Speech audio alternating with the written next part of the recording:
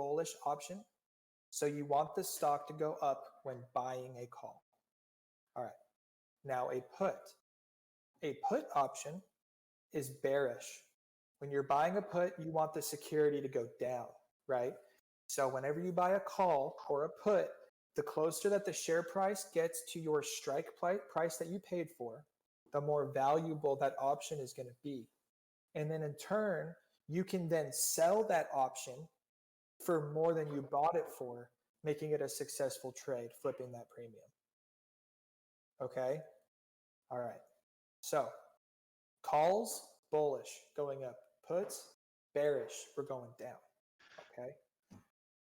Were you going to say something, Jay?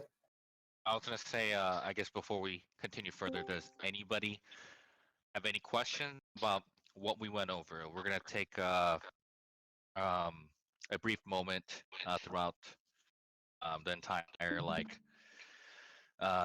session here to go ahead and stop and And you can post in between questions. Yeah, and you going can over type questions as we go. different topics. Yeah. Yeah. So, anybody have any questions?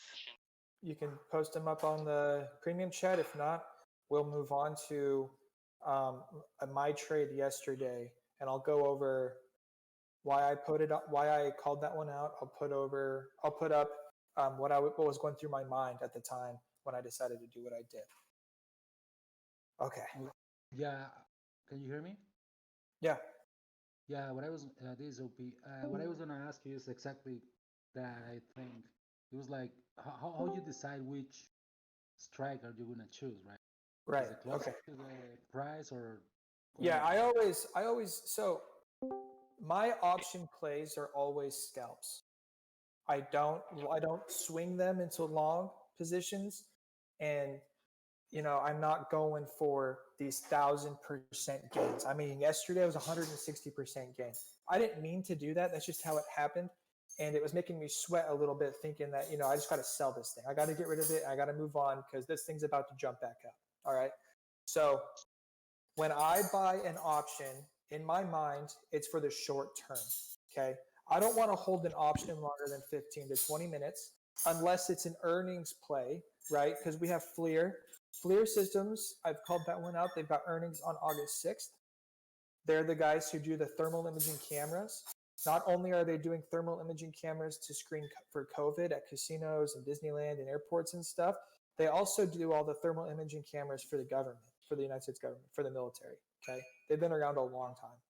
So I'm expecting them to have a great earnings, or at least have a great run up to earnings, enough to make a profit on the run up there toward getting closer to earnings. Because you're not going to hold it through earnings, you're going to sell the market close before, right?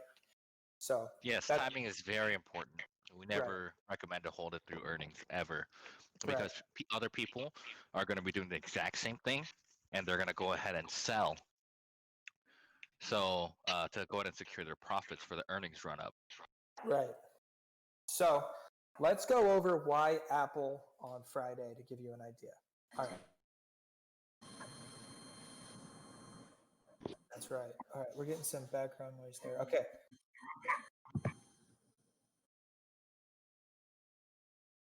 Muted. Yeah, I muted somebody. Let me just type in when you're ready to talk, but I had to. Okay. If everybody can go ahead and mute themselves unless they want to go ahead and ask a question, that'd be great, so we don't have any kind of like echo or feedback.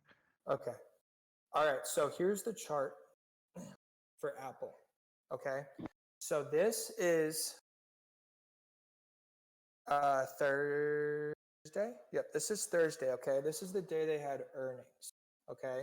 So you see that it was kind of all day long, people are just kind of like whatever, anticipating earnings. They don't want to jump in too much.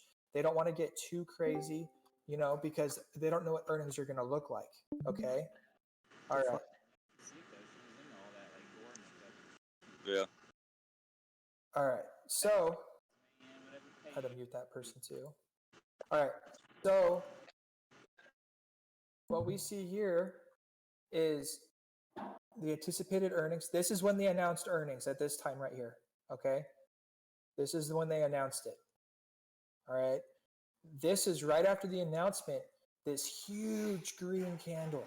This thing's huge. It went from 389 all the way up to 402, and this is a 1 minute candle. That is a shit ton of volume.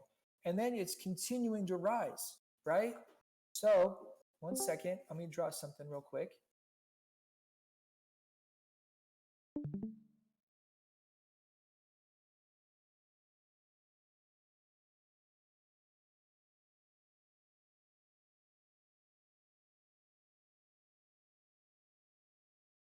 All right, let me bring this back. All right, you guys see this trend line here? This is all the space in between the trend line was a gap to be filled. There has to be a fill somewhere. This needs to come down a little bit before it can go up. That's just the basic physics behind the stock market. What goes up must come down. And there's just so much space here. So I knew that I had between 400 and like 405, 406 to short Apple. Okay? So let me go in here. Clear. Oops.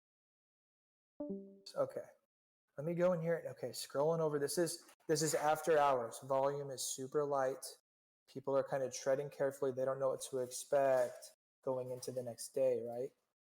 All right. So I posted on the watch list. We're going to short Apple. Watch for the fall. This is all after hours. And what happened? Look, gap fill, all the way down to where I thought around 406, where the gap needed to be filled. Then a little bit of a rise and then a fall, right? Let me show you where I bought. I'll show you where I bought my option. All right. I bought the option on this hammer here. I saw this inverted hammer, so I went ahead, saw some green, and I bought it, followed it. I bought the option here, right? And then it came back, and then in this minute here, I was watching, and I noticed this wick at the bottom, which is indicating some strong upward movement where the volume candlestick is, and I sold it like right here, right? So I bought it up here, and I sold it down here. I might have bought it on this candle here. I don't know for sure, but I was watching this candle right here and this one right here, right? And I knew that I had to get rid of it because it was indicating a bullish run, right? And if I would have held it on this one, I would have lost so much money. It was just going up and up and up and up and up and up. And I think I would have cut losses before I let it come back down. But I don't know if it would have come back down enough for me to make any money. So it was a very quick trade. But I knew there was going to be a gap to fill right here. It's just what was going to happen. Let's see if I can zoom in. All right, let's bring it back. All right, so here it is zoomed in, the candles. Right? Here, here, here. I bought it in here, or I bought it in here, watched it, ended up selling in here. Okay? All right. So do I have any questions about where I was reading this? Or how I knew it was going to have a gap filled down? If anybody has any questions right now, please unmute, and then we'll take it. Yeah, I have a question. Uh-huh. Like the line that you draw, like for the long candle, for a 1 minute candle, that you said that it has to get filled. How did you draw a line saying that it's going to be this line, and why not slant it even further? Okay, hold on. Are you talking about that first line I drew? Yeah. All right. Can you guys still can you guys still see the chart? Yeah. Okay. So it doesn't really matter where you draw as much. It doesn't really matter where you draw, right? I just like to take a few minutes out and a few minutes out and kind of get the in-between picture, right? So this is doing the same thing, but I just noticed there's this gap here. Do you know what I mean? Like, look at that. There's just so much air. So you're going to want to look at the volume as well.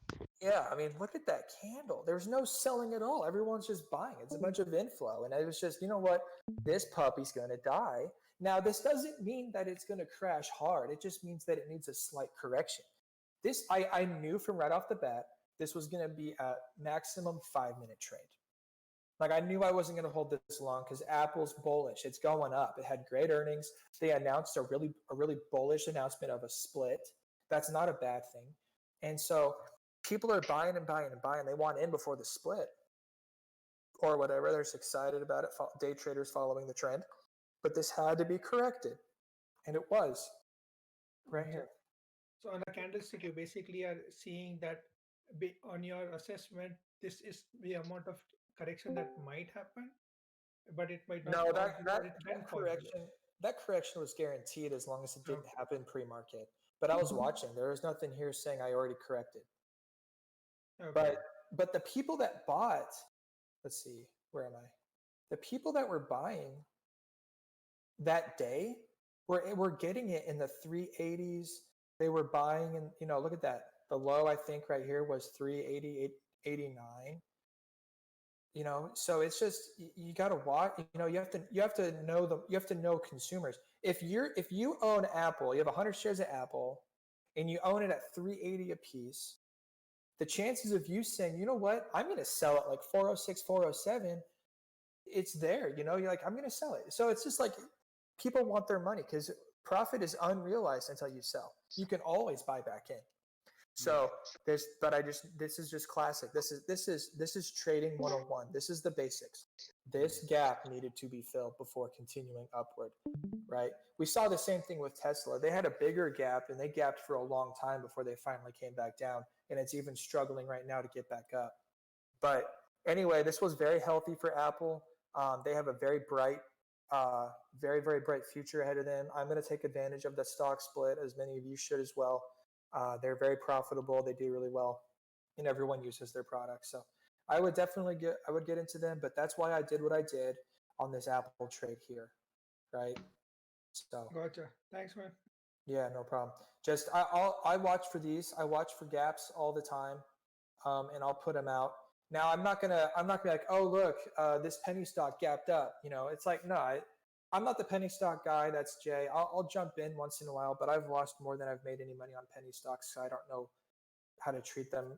Because I sell because penny stocks, it's easy to go from like you're making 120% to like negative 20%. You know what I mean? Like they're difficult, but they can definitely be rewarding. So I like to watch stocks with lots and lots of volume and lots of price action that don't typically see a 10% gain in a day, right? So anyway, I watch for those. I'll post about them more when I see them. But so anyway, that was the gap. That's why I posted it. That's why I played it. So that was a put, right? Because I wanted the stock to go down. You could in turn, after selling the put, right? After selling my put here, you can buy a call because this is the bottom. This was going to be the bottom because Apple was bullish. There's a slight correction. I get it. I knew it was going to go down, like I said. But yeah, I also knew it was going to go back up. So you could have sold the put and in turn bought a call real quick and rode that puppy up and just held it. Because we saw it go all the way up to, 425 is where it closed. Like that would have been a good play. So anyway, any questions about that play? Yes. Yeah, this will be again. Hey, Goku, so on my app down here, this is volume. This is volume right here, right? Let's go over here. I'll show you the volume right here. Where's that gap up? Where's that candlestick? Look at that. All that volume right there. And look, so much volume going up. And it was, see how the volume died down after hours down here? Going down a little bit. And then our market open. Everyone's excited. Everyone's ready to go. Boom. Crazy. So now anyway, that's why I sold there, or that's why I played this. I really wish I was able to get in here, but the reason I wait, the reason I don't get in at the very, very beginning is because everyone always overprices their options that they already own to sell to somebody who's willing to pay an extra premium on top of premium, right? So, but anyway, the candlesticks represent volume as well. The bigger the red candlestick, the more the outflow volume. The bigger the green candlestick, the more the inflow volume. The wicks, I consider them undecided buyers or sellers, right?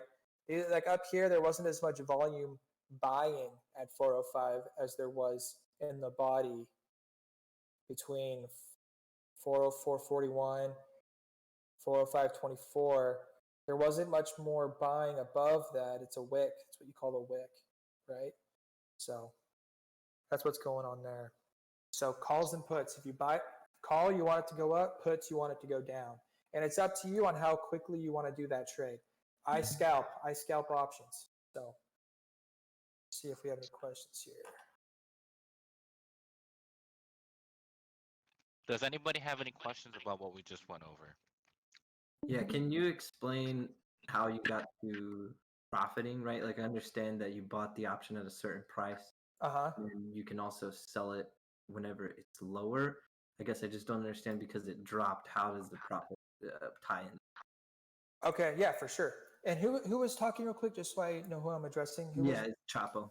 Okay, all right, sweet. All right, so with options, the closer. So I'm sorry, I didn't even tell you. I bought a 405 put, 405 strike price. When I want to say it was almost a 407, I bought the 405 put. The closer the price gets of the share to your strike price, the more value your option has that you're holding, right? So I bought my options up here in this area for $1.80 a contract, or $180 a contract, because it's $1.80 times 100, $180, right? I sold it down here when it was closer to my strike. It was like in here. I don't know. It wasn't quite 404. It was more in this area here. I sold it for $3.40 a contract, or $340. So I flipped that premium. Okay.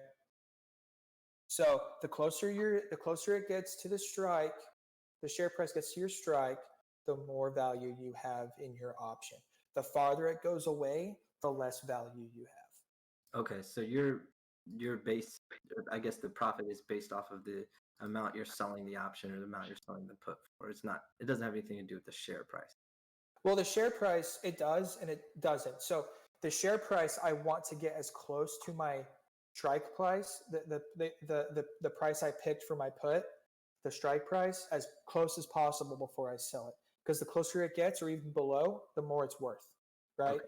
Because if I would have, so let's say that I bought a 405 up here at 408. The 405 put would have been way cheaper than what I got it for. 408.91, right? It probably would have been like 90 cents or $90, half the price of what I paid for it. I couldn't tell you because. Is that because people are offering it because they don't necessarily think it will drop that low? That's right. Yeah, they're people are bidding what they think it's worth at the time, according to all the Greeks and stuff. We're not going to get into that. That's not really what matters here. Right. What matters here is that I bought a 405 put when it was hot, when it went up a little bit, knowing it was going to go back down, and I sold it when it did go back down. But you can't hesitate to sell, and you can't tell yourself, "Hey, Thomas, let it keep going, because what would have happened if I told myself that and I didn't sell? I would have lost all my money because it was all the way back up. You would have lost so much money. I would have lost all my money because after so this gets a little bit more complicated. But if I buy a 405 put around this area in like the 406, 407 range, I don't sell when it gets down to my strike price or closer and it goes up. I'm not guaranteed to even make any money when it goes back down because I might have already overpaid for it, right? So you have to be careful. So let me see if I can get in here to, what if I trade August 7th, strikes 10. Okay, so we're looking here, right? So you see the bid and the ask, right? These fluctuate. There's a mid price, right? You come in here, there's a mid price, okay? I watch it for a second because I want to see what it does when it fluctuates. If you look, you guys see down here, the mid price down to the natural price here. So I watch this, right? So this thing, it's fluctuating, boom, boom, boom, boom, boom. And I watch it. And I decided after, so I thought I missed out because I watched it go from $1.80 to $2.40. And I watched, I was like, I think I might have missed it. But then I watched it go back down. I was like, okay, I want $1.80. So I put my order in for $1.80. And I was like, if it doesn't fill, it doesn't fill. That's it. It filled. So I was like, okay. And I don't take my eyes off it. Don't take your eyes off it. You're watching this like a hawk, right? And then when it hit my own personal threshold, I sold it. It was time to go.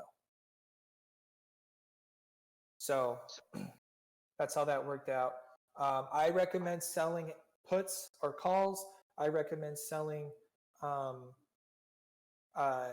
recommend selling your stocks and all that stuff at 20 to 30%, right? Like it's secure your profits and go. Because if you're consistently making 20 to 30%, how do you lose? You know what I mean? If you're continuing to wait for that 100% gain, you're probably going to lose every single time. I see 100% gains rarely. I saw one yesterday, whatever, like 20 to 30%, let's go. The reason I made over 100%, it was like 130, 140, I forget exactly how many percentage points. But the reason I made that much is because it jumped there so fast. I didn't even have time to sell for a 30% gain. I couldn't, you know what I mean? So let's see. But anyway, do I have any questions about that? We're going to go into, we'll answer some questions about buying calls and buying puts. And then we're going to go into a strategy that you guys can all try in regards to options. I have a question, Thomas. Uh-huh. A general one. Okay. When you talk about scalping, I mean, it worked well for a couple of times for me with Virgin Galactic, 2-3 weeks ago. But okay, I made maybe every time 10% profit, and that was much better than one call I did last time, and I lost a lot. However, so now coming back to scalping, would you say generally, because for scalping you probably need volatility, right? Oh yeah. So would you say the best time to do that is the first hour, and that's it, most probably, or would you looking at the screen the whole day? Oh, I mean, I'm looking at a screen all day anyway. Like I'm looking for opportunities. Now, yesterday after I made that big win, I was like, okay, it's time to stop. Because after you make a big win like that, you got to tell yourself, hey, that was good enough. You don't want to go trade somewhere else because you think you're invincible and then lose all your gains for the day, right? Yeah. I made that win. I was done. But when it comes to scalping, you need volatility. Okay. So yeah, the first half hour to an hour, but you don't want to be one of those guys that buys an option in the first 5 minutes of market open. You got to wait a second. Just let it calm down. It's going to stay volatile, but let those option prices, let them balance out because they're way too high at the beginning. Okay. So yeah, the first hour is a great scalping time. You do have a lot, like SPY though. SPY is generally a good scalp all day. Right. So, hold on, let's see. Do you lose money more than your contract price if instead of bearish it goes bullish? Yeah. So if you buy a put and that option goes up, you're losing money. And the value of your option is going down. So if it's going the opposite way of what you have bought, you're losing money. You have to, if it's a longer expiration, great. Like just hold it and we'll see what happens. But on that play I did yesterday, it was expiring yesterday. And really you can consider options expired by like noon Eastern. You can consider yourself done by that time if you're too far out of the money, right? No one's going to buy it. It's not going there again. It was a very risky move on my part, but then again, I had some safety because I knew what it was doing. So all you lose is $180 of the contract that you paid, or do you lose even more than that? So when you buy a put or buy a call, you can only lose as much as you put into it. That's it. Gotcha. Yeah. So if I put, go ahead. I was gonna say, so like if you bought an option contract for like, let's say the premium was $680, and it goes the other way, and you know, the most that you can lose is $680. You can't lose more than what you paid for. But much as you want, right? Say that again? The gains can be infinite. Yeah. The gains can be infinite. Okay. Got Yeah, it. because if I bought a call option on Apple for $400 and it shoots up to $1,000, I am going to quit the stock market and I'm going to have to figure something else out because I just got super lucky and I'm not playing anymore. You know what I mean? Like it can be infinite gains, but it's rare to see stuff like that. Like you have to, the people that are posting 1,000% gains here, 1,000% gains there, that is a mixture. Super lucky. That is a mixture of being super lucky And super but risky maybe, as well. Yeah, and maybe a mix of I have a feeling, you know, like I've seen it before. Because if like there was one dude, he made $3 million on Boeing.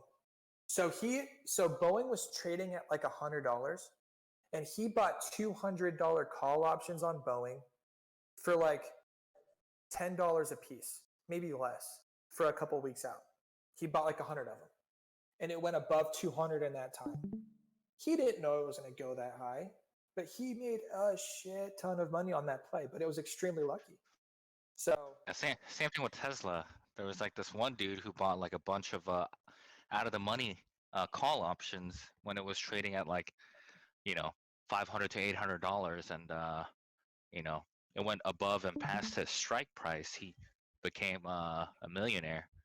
I actually made like, I think, $7 million. You know, he got extremely lucky, and that's extremely risky. If it went the other way, he would have lost a bunch of money. Yeah. Thomas, maybe just one information. I mean, how to say to the members. Yesterday, I took some calls. 1 week ago, maybe. No, let's say 10 days ago on Virgin Galactic. Yeah. And I did start from the first day. I mean, calls of $30, and actually I bought lot of contracts. Let's say $2,500. And yeah, I mean, didn't went well. Okay, and I hold them through Wednesday. Expiry date was yesterday, Friday, and I was red all over the first 4 or 5 days, going down to 1,000. And Wednesday there was a revealing of of the cockpit of the whatever. There was a revealing on a live revealing from Virgin Galactic of the cockpit and the inside of the cabin. Yeah, that was it. So I said, okay, let me keep it, and maybe Wednesday something good gonna happen. It's at least I will make a loss, but not that high. It didn't help. So, and on Thursday I said, okay, let's cut it. At least I keep $500 from the 2,500, and nobody wanted to buy actually my. I could not sell them. I'm just giving a kind of information, or telling a bit my lost story. It might help some others. So that doesn't mean that you might end up with the premiums worthless, and you cannot sell them. Nobody will buy them from you. Right. That happens. So that can happen. I lost all the 2,500. Right. So you have to. That's why I buy options that are $1 to $2. $1 to $2 out of the money, right? Or maybe $3. I think the one I did yesterday was like just over $2 out of the money. So that's how you kind of protect yourself, right? Because you can, if you need to, you can get out of it real quick and then enter again in a minute, right?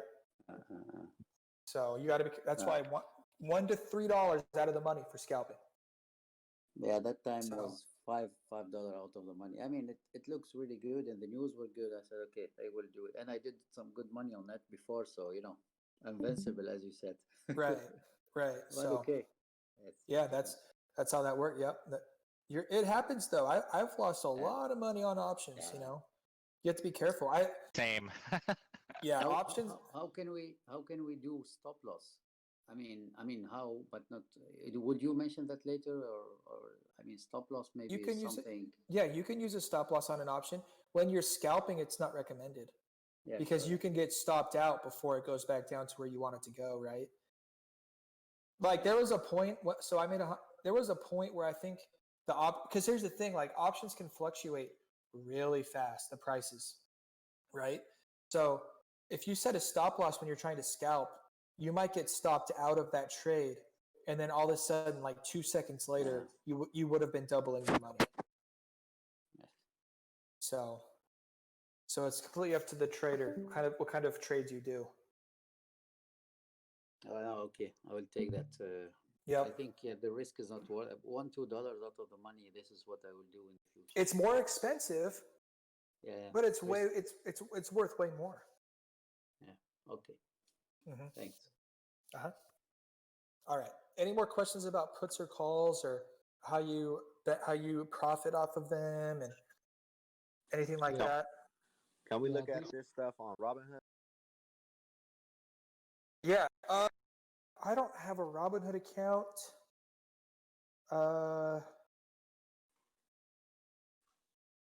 Let me see what I can do real quick. Give me just a second. All right. Well, yeah. In the meantime, another question. I have is, an account. I haven't used it in a long time. quick question on that is for buying calls and Uh, all puts. All right. at I'm the- getting verified so I can log in. Give me a second. It's 7, 2, 3. All right. Let me go to Apple. Yeah, I haven't used Robinhood in a long time. Looks updated. Okay. And on Robinhood, what can you see? What? All right, let me switch the screen. All right, let me switch the screen to my Robinhood.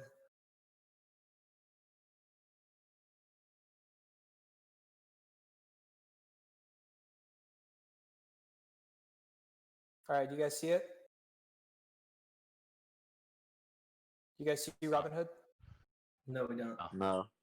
Okay, hold on. I think you might have to stop sharing this screen and then share it again. What on about the what other. about now? Oh. Not yet. Okay, let me stop sharing and get back into it. Hold on.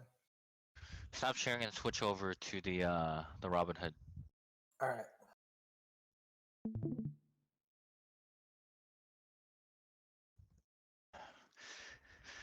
On a side note, how's everyone's Saturday going?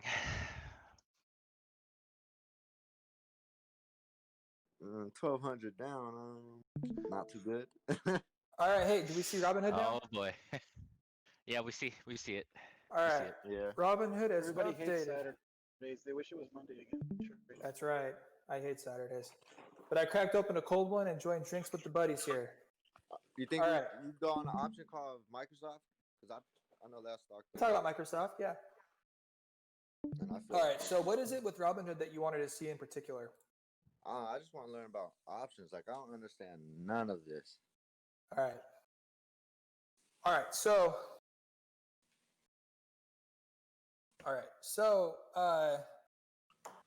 options are a way to make a lot of money really quick or to lose your entire account really quick. So you have to have a good understanding of what you're doing. Okay.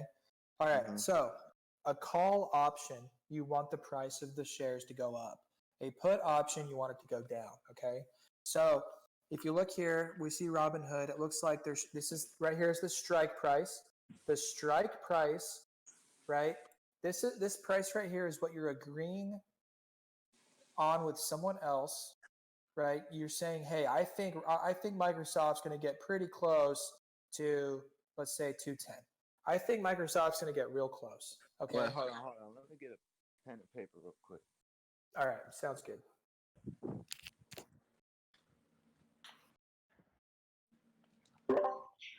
Hey guys, while he's getting the pen, I just have a quick question, please. Yeah. On Sure. Webbull, I'm approved only for long and long calls and long puts. What that means? So That means you're good for options. that means you're good. You're not able to sell options, which I'm actually going to be. And what I mean by sell is instead of initially buying, you're initially selling. And I'm going to go over that later, and I'll help you change that if you decide it's something you want to get into. It's something that I can't change. It's this is what they approved me for. Right. Like, You can apply to short sell, and that means to sell options. But you can play options. You can definitely you can buy puts and buy calls, and you can sell them for profit. You're able to do that. You are approved to do that. so why do I have to answer the questions that they're putting there? Like when you apply, there's questions, and that's what I get approved for. Before I was not approved at all. This has just happened this week, and they approved me for only long call and put. Yeah, so they have that application process so that you don't really for like people that are not too experienced, they don't want them to play with options to basically destroy their entire account quickly, right?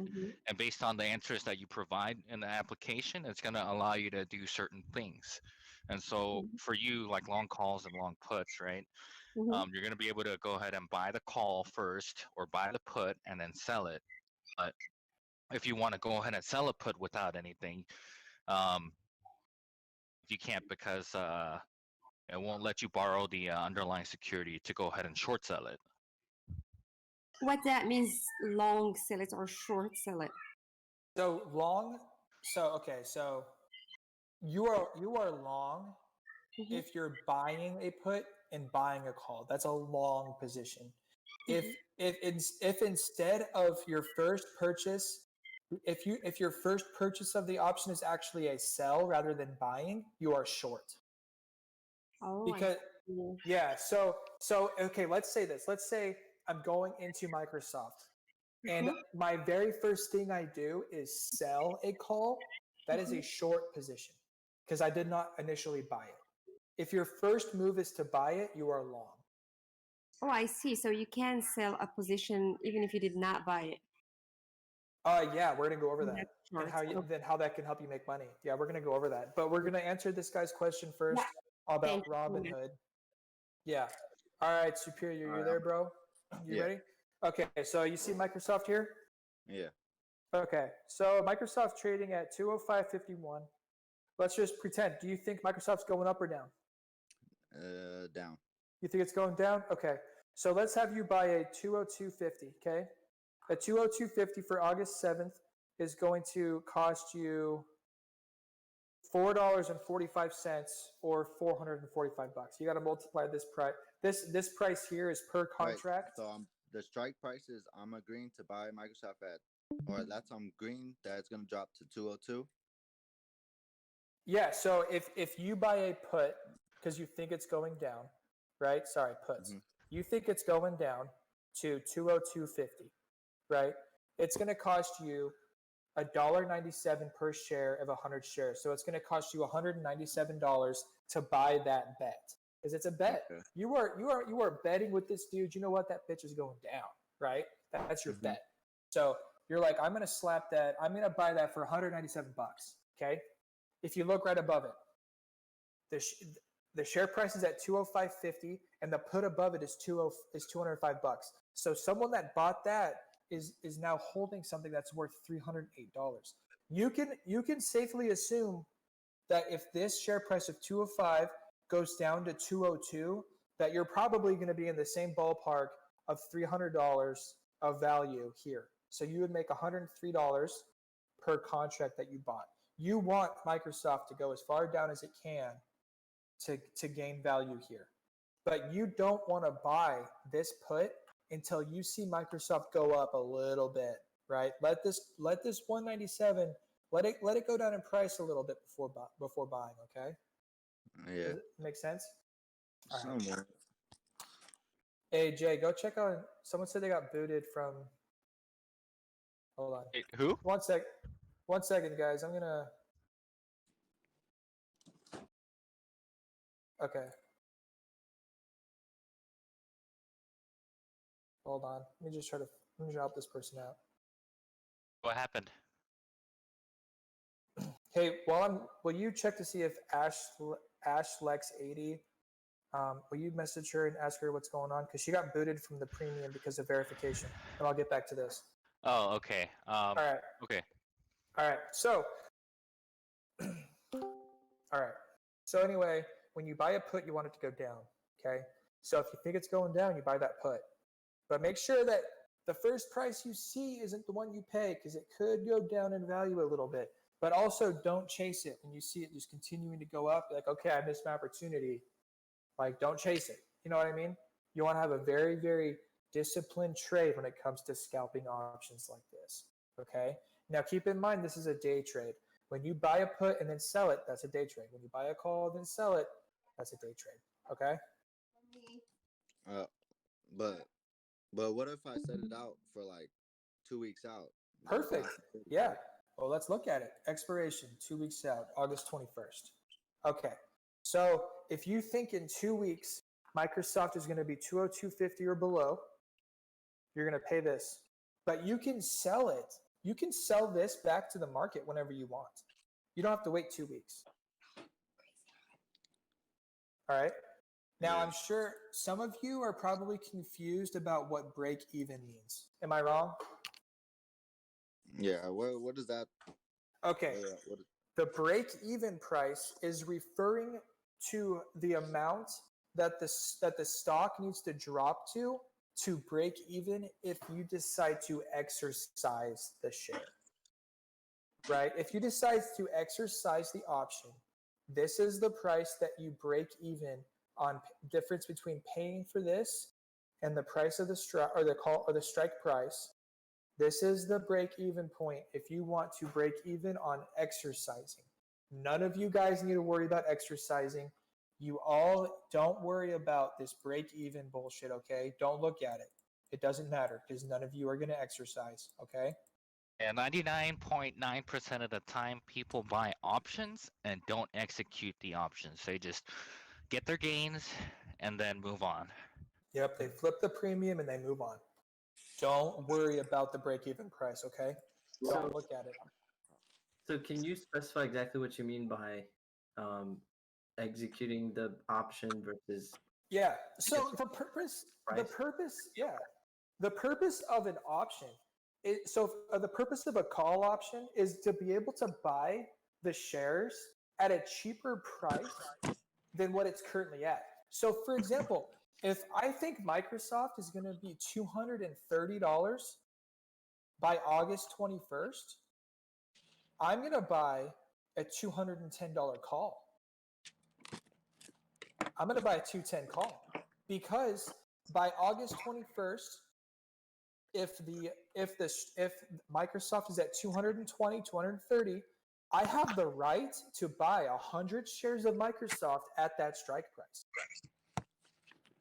And then you're automatically in the money. You're automatically profiting because Microsoft trading at 220 and that dude let you buy it at 210 because that was the agreement. So there's someone out there that was holding 100 shares of Microsoft that said, I don't think it's going to go above 210, but you did. And Microsoft did. So you bought the shares with the option because that's the whole purpose of the options is you had the right to purchase those shares, that contract at 210, even if the stock is above 220 by August 21st. But you have no obligation to. You don't have to. That's the thing is you don't have to.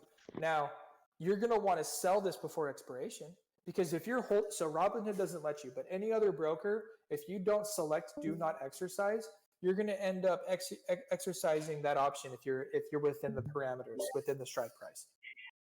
So you mean you can you have options here. Either you sell the option, the call, or you can buy those stocks if you want. This is so much. What the hell? Yeah, Right? so that's just explaining what options are for. What I'm trying to teach the team is that you can use options to make a lot of money because they increase in value very quickly. They do. Like I've never seen anything go from I'm at 0% gain to 160% gain in 5 minutes. That's insane, right? That's what options are for. Now, but you have to be smart with them. Don't worry about break even and don't worry about exercising, Okay, don't worry about it. It's not important. Don't worry about it. Just focus on buying calls, flipping them for premium, or buying puts and flipping them for premium. Just worry about that for now. That's the baby step. That's the first step. We're not going to short sell anything. We're not going to exercise anything quite yet. All right, but that's the premium. Okay. You have any questions about flipping for premium?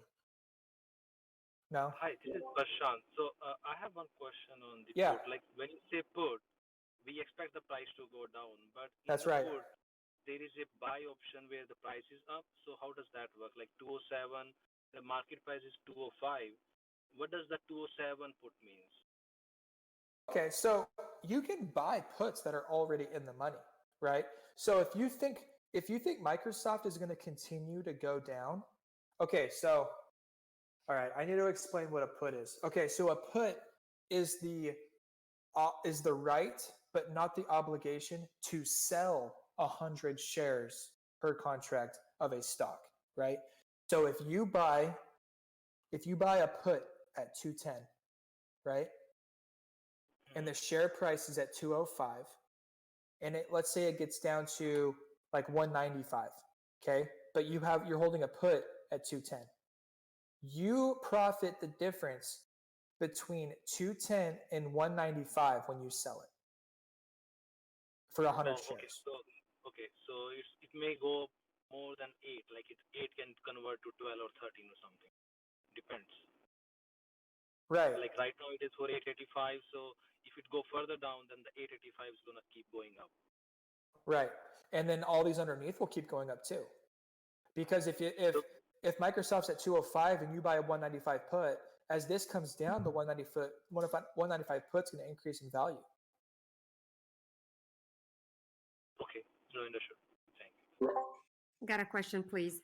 So, if the share is 205, how can you buy a put that costs more than 205? Like, because people, yeah. So for example, if I buy a 215 put, because I know that the price is going to go lower, as soon as the price gets below 202.50, I can exercise that option and sell 100 shares for $215. But who's going to buy them while their cost only 206? Because you have a higher up, you've got a pretty good chance of exercising that call or that put. People that buy puts above the trading price normally wants to exercise. Okay. Right? Yeah. Okay, thank you. Yeah. All right. Any other questions about buying puts or calls? Hey, this is Arif. I like to mention something. So on Robinhood, I think you need to have at least $25,000, right, to day trade or basically buy. That's any broker. Any broker. Okay. Yeah. So you can't buy and sell puts and calls on the same day unless you have $25,000, right? Nope. So when you are less than $25,000, you are allowed to buy and sell the same security 3 times in the same day in a 5-day trading period. So if I buy today and sell today, I can do that 2 more times in the next 5 days in the same day. But you can buy today and sell tomorrow as much as you want. Which is a swing. That's a swing. Very short swing. Yep. Yeah. But very short swings does not have like any regulations or. No. No. Okay. All right, No. that's good to know.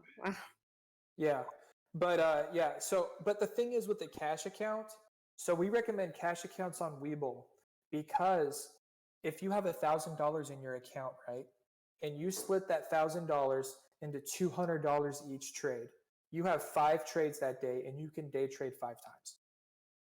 And then the next day when the funds settle, same thing. Does that make sense? Yes, the problem that they don't settle like the next day. It takes like 2 or 3 days. It takes so while you're still new and it's still fresh. Yeah. It takes time plus 2 or trade plus 2. So it does take 2 days to settle. So what some people do with Webull is, let's say you have $1,000, right? They dedicate a certain amount of money per day so that every day they have money to trade, and they can trade with that as much as they want as long as it's settled. Yeah, I'm cash account in Robinhood and Webull as well. I don't mess with money that it's not mine, definitely, while I'm still new. Yeah. Right. So yeah, but yeah, and yeah, so I recommend cash accounts if you're under 25,000. Once you guys are more comfortable with Webull and you guys understand more of like the big boy broker look, we'll start getting into Thinkorswim, which is this. Let me switch it.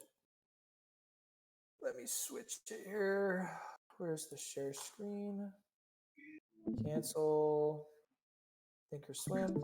Okay, this is Thinkorswim. Thinkorswim settles next day. But if you look, like a lot of you are probably like, what the hell's going on, right? Because it's a little bit more complicated. But Webull is a great stepping stone to get to using a broker like this. So we're trying to get you guys there. We're working on it. We've got a plan. We've got our little plan in place on how we can get people to adapt. So any more questions about buying puts, buying calls? Hold on. Zarif, you got any questions? Not right now. Thanks. I got a question, Thomas. Yeah. When you buy let's say a call or put ITM, I mean in the money, right? Right. So just the price of the the underlying price, stock price. I mean, is it, what are you buying there? Is it a put or call at the end of the day? I mean, or well, am I bullish or bearish? And do I think the stock's going up or do I think it's going down? I got it, but okay. Yeah, I got it. So so puts if you think it's going down, calls if you think it's going up. No, this is clear. I'm saying, let's say, for example, let's say Apple. We're talking about Apple. Okay. It was 420. I don't remember. Okay. Okay, let's say Apple, 420. Now I buy a call in the money. Okay. Which is at the 420. So there, I think the stock gonna be is going bullish, and okay, then I will make profit only if it's makes sense. Only if it goes bullish, then right. So if it goes calls, you want it to go up. Yep, you make money when it goes up on calls. Yep. But would you say this is the safest option play? Because I'm going to teach you guys. Well, I'm going to. I would say it's safer because the price is not going to go down as fast, but the price is also not going to go up as fast. So it's low delta. Okay. Right. You have a better chance of making a lot of money out of the money. That's why I always do $1 to $3. Yeah. Out of the money. Okay. Yeah. Thank you. Yep. Anyone else before I move on? Yeah. Hi, this is Ricardo. Okay. Yeah. So, when you were talking about the risk earlier, I was having technical issues and I didn't hear the beginning part. And not to roll back, but just to understand, you want to sell, you want to buy and sell whatever you're doing here before the contract expires, or you'll have to take the full price of the stock. Is that correct? No. So you can. Okay, so basically, if let's say that the trade goes totally backwards and you totally get screwed, right? Let's say that you buy a call, but the stock tanks, right? Right. Now let's say it expires tomorrow. You're gonna want to just take your loss and sell it. You just want to take the loss and move on. But if it expires in like 2 weeks, maybe hold on to it, right? But the closer you get to the expiration, the less the option is going to be worth anyway. So it's time to move on. So when you say sell it, I guess that's where I get confused. What are you selling, the premium only, or are you selling the full stock of the price? So when I get what you're saying. So when you're selling an option that you bought, you're selling that contract to a different buyer who wants to give it a shot. So selling for a loss, you're selling it at a For lower less. premium. Yeah, you're selling it for less than what you bought that contract for. And what if nobody still wants to buy it? What if there's still like it's still on the table and it's gonna expire and it's still in your hands? Robinhood automatically sells it, and if no one buys it, Robinhood will automatically just know that behind the scenes it's taken care of. But I wouldn't mess with stocks that aren't popular. You know, like make sure you're not trading like penny stock. GE. You know what I mean? Like no one's buying GE. That's garbage. You know what I'm saying? So like yeah, there has to be like a lot of open interest and a lot of volume on the options. You know, you gotta have Right. the market for a buyer and a seller. Right. So that's why we have the bots channel to go ahead and check the option interest and open interest with the command. You know, and it'll show you like how many people are interested in this and how much portion of the options in the market are currently calls versus puts, and Okay. for the different expiration dates. I guess from the outside, it's just hard for me to wrap my head around because I've seen the chat talk, and so like somebody was like, "Man, I just lost $700 on a call or a put or whatever on an option," and in my mind, I'm like, "How is it that much? Are they just doing really high price stocks? Did they wait for it to expire?" No. So Go ahead. I'm sorry. you're good. You're good. I'll answer your question real quick. So options can be expensive. So like I lost a good penny on a Tesla option. I thought they were going to go up. I spent a lot on that one, and I lost more than half. But I had to sell at a loss. So those are the losses that you're seeing, or that people are like, it didn't go their way, and the And that was value of all it. premium though. That was that. Yeah, all that's premium? all. That's premium. That's what you paid. Yeah. Jeez. Okay. That now it makes sense to me. Okay. Thank you. Because and also people are buying more than one contract. Like I bought contracts worth $180 each with Apple, but I bought 3 of them. Because the more that I buy, the more money I'm going to make, right? If I had only bought one, I only would have made like a couple $100. That's not worth my time. I want to make $600 on each trade. So it's like, so I buy more than one. But the thing is, if I bought more than one, I spent $700 on this thing, and it goes the other direction. I just lost $700. Those are the big losses. Yeah, Ricardo, you can lose the amount of the contract you pay for, right? That's the maximum loss. So let's say Thomas spent $700 total on the Apple calls, or puts or whatever, and it went the other way, and it started going up at the time. At max, he would lose 700, right? Because that's how your much max premium loss he is how paid. much you spent. Yeah. So, but that being said, profits are unlimited. It's infinite. Right, So- and honestly, that doesn't sound too bad now. So you just got to make sure that the options that you're buying, that the premiums are well within your comfort level of losing. Exactly. Yeah. So I mean, that's gaining just $100 or $200 is completely fine with me. Exactly, especially if you can win. Yeah, and same thing with just like stocks in general, right? Don't risk more than what you are willing to lose. Right? Yeah, don't put your rent money on an option. Oh no, of Yeah, course, don't- of course. It's just that with stocks, I've found that it's a lot easier to set my stop losses, and it's like, okay, I know how much I'm going to lose if it goes below this line, and it's just very straightforward. So with options, I was just a little confused. Like, how much am I really gambling with right here? Like, what exactly You're is my gambling with what you paid. Yeah. exactly? Yeah. So that clears it up for me. I appreciate you guys. Thank you. Yeah, no problem. So, What is open go ahead. interest that you guys bought up? Open interest. Yeah. It's the volume of buyers and sellers of that option. Where do you see it on Webull or Robinhood? We have an artificial intelligent bot that will actually post it for you if you ask for it. Oh, And so you're gonna want to use the command exclamation mark, then OI, which is standing for open interest. Then you're gonna want to put the stock ticker. So for example, if it's Tesla, it'll be exclamation OI TSLA. And then I'm gonna show you. I'm gonna copy this and put it in the premium or in the premium chat. I'll share screen the bot screen. Let's see. And so once you put that command in, this is what you're gonna see. Like this is specifically for Tesla, if you check in the premium chat,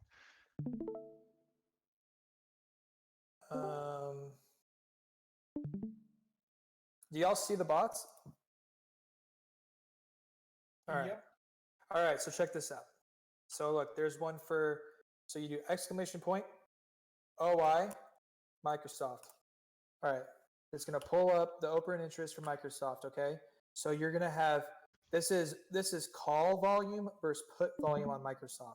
So as you can see, the call volume is higher than the put volume, right? for most of the expiration dates. So Right. Another you one. can think of it as kind of like, most people are thinking that this underlying security, in this instance, Microsoft is bullish, right? Right. So that's how you use that. So you don't. Do you also see that on Robinhood? No, you got to use this. That's why we set this up. Gotcha. Thank you. There is open interest on Robinhood. It doesn't go into as depth. Let's see. Yeah. Like, I'll show you. Let me pull it back to my Robinhood screen. Hold on. Second. Where's Robinhood? All right, let's check this out. So you see open interest right here? So you need to click on the bid to see all the open interest data. Yeah, so I click this, and then it shows me open interest. Now that's pretty high. That's pretty good. But for what it is, because this is So what above the share price. What do you consider is good? Above what number? I would say this is fair, but look at this. Look at how much open interest is here. Because it's right below the share price. And maybe like 195. Look at that. Even more. See that? And then let's go. It probably gets worse down here. See, only 78 this low. Not a lot of volume there. But we recommend using the bots. It gives you a way better outlook on time too, because it'll be like, hey, look, like I'll show you all the way out to like next year of what the open interest is for those options. You don't have to click on each single one of them. Like this, it's a very good time saver. It allows you to go ahead and make decisions really quickly. With options, time is money. Oh yeah. Just one last question before I let go. If I buy a call, or if I buy a put for say 190 Microsoft, and the open interest is not too much right now, but as soon as the price starts dropping, does the open interest value change for that? Because there's more people interested.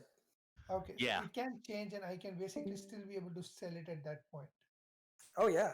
It also really kind of depends on the underlying security, right? If it's like some, really crappy stock and, they just got options enabled for them, then probably not. But if it's a stock, a blue chip stock like Microsoft, then yeah, absolutely. Gotcha. Thank you very much, friends. All right. Any more questions about buying puts and calls? I'm going to go into what's called a covered call. That'll help some of you hedge your losses. No? Going once, twice. All right. Covered call. This one's going to be, I'm going to be brief on it, but if you guys own 100 shares or more of any stock, if you can post in the premium chat yes or no, that'd be great. Oh, hey, somebody asked if we can show how to trade options on Webull. Yep, I'll pull it up. All right, let's do that real quick. Let's do that because real we quick just covered Robinhood. So all right, Webull, go live. Here we are. We can see Webull. Yep. All right, this is Webull. So for Webull, the shaded area is in the money. And then like this cross is obviously not. So for puts, this is in the money. For calls, this is in the money, right? And then when it's not shaded, it's out of the money. Okay, so here is this. And so you have your strikes. And on the left side, you have your calls. On the right side, you have your puts. And so if you're going to trade one, can you guys still see it? We can see it. Full screen now? Yes, it's full screen. Okay, all right. So here we go. So you go down here. You see the buy options down here. Okay, hey, do you use desktop or your phone? Mr. Cartoon Head, do you have something to, use your voice with? He uses desktop. Okay. So you see this graph? Does this look familiar? Okay. Yep. Watch my mouse. Brief, options, corporate actions, options. Click, and we're up. You got to make sure that you're approved for options on Webull. Yes. He said he's blind. You are blind. I know it. Hey, don't worry. You'll print enough money to buy some glasses soon. All right. So, all right. Anyway, those are the options. And then over here, you can do, obviously, I mean, you're not going to be doing extended hours. You can't. And you can put a limit price of what you want. And then if you look here, it even tells you what your max loss is going to be. Let's do buy. What your max loss is going to be, or what your max profit's going to be. So if it's a put, your max profit is $27,000, and that's what it will. That's if it hits zero. So we put a limit price in of $1. Let's see, $1.90. It's going to tell you your max loss is $190. And if you buy more than one, so you do 5, your max loss is $150. All right. So it breaks it down for you right here, and then you just unlock price order, and that's your premium that you're paying. And I don't do day trades on Webull. I don't trade on Webull anymore. I use Thinkorswim. I just use it for charts.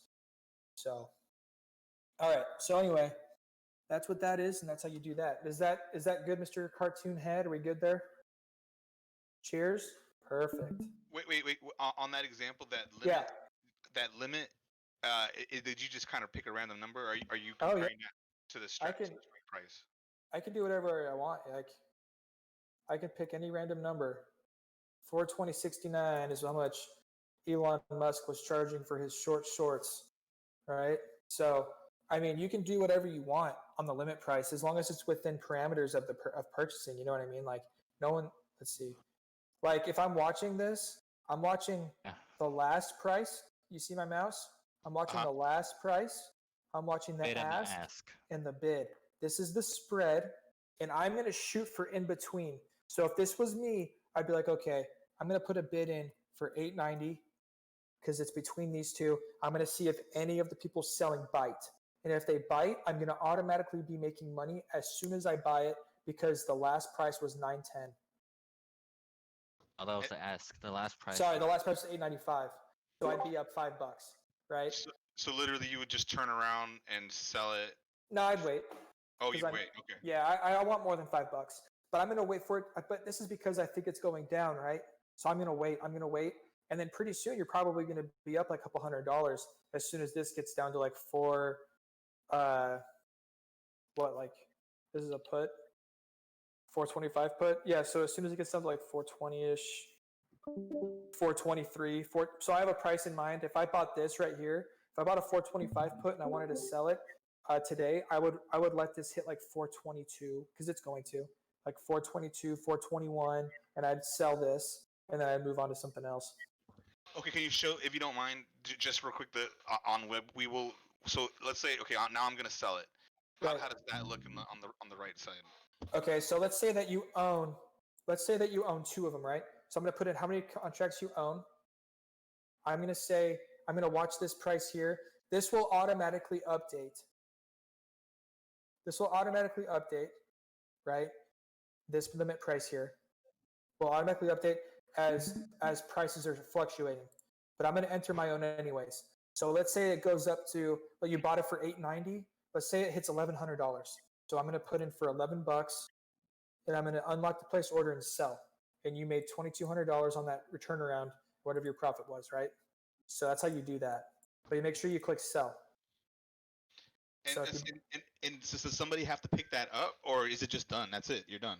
Well, no, you're going to wait for it to say order complete. You know, it's going to be an open order until someone buys it. So you might be continually adjusting this. You might be like, oh shit, no one bought it. I'm going to adjust it. Oh shit, no one bought it. I'm going to adjust it. Right. You know what I mean? And then just kind of go. It's a contract, so there always has to be a buyer and a seller. Does that make sense, Ricardo?